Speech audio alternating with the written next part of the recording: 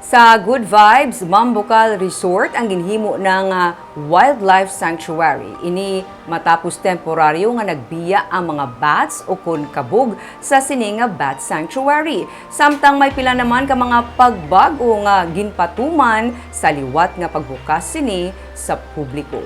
May report si Romeo Subaldo. Halin sa Mambukal Resort sa karon ginhingadlan na nga Mambukal Resort and Wildlife Sanctuary ang ini nga tourist destination nga ginadumala sa probinsya sa Barangay Binuyan sa Murcia. Isa ka executive order ang ginpirmahan sa gobernador para diri.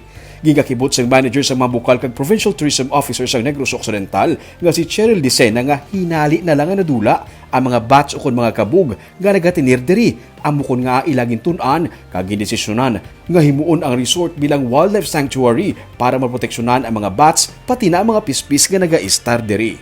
The fact that the bats were no longer in the resort was a cause for alarm for us.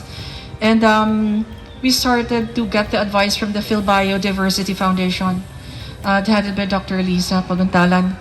And then, so they came over, and then the Philbio group gave their assessment and then recommendations as to how we can get the bats to come back.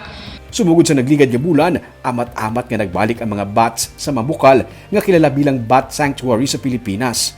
Suno sa kay Negros Occidental Governor Eugenio C. Lacson, mga isa na kagatos ka tuig ang Mambukal.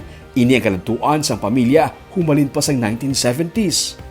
For the generation who grew up in the 70s and 80s, Mambukal is the classic and the go-to destination for family outings and celebrations. For the baby boomers and Generation X, Mambukal will always be a part of our nostalgic childhood and youth. Nangin healing center ini para sa mga COVID positive nga mga empleyado sa probinsya sa tiun sa pandemic kag nakapahuway man ang lugar gikan sa pagdagsa sa mga turista. Bilang isa na ka wildlife sanctuary, hindi na pwede makalibot sa resort ang mga salakyan. May designated lang ang mga lugar nga pwede maparkingan.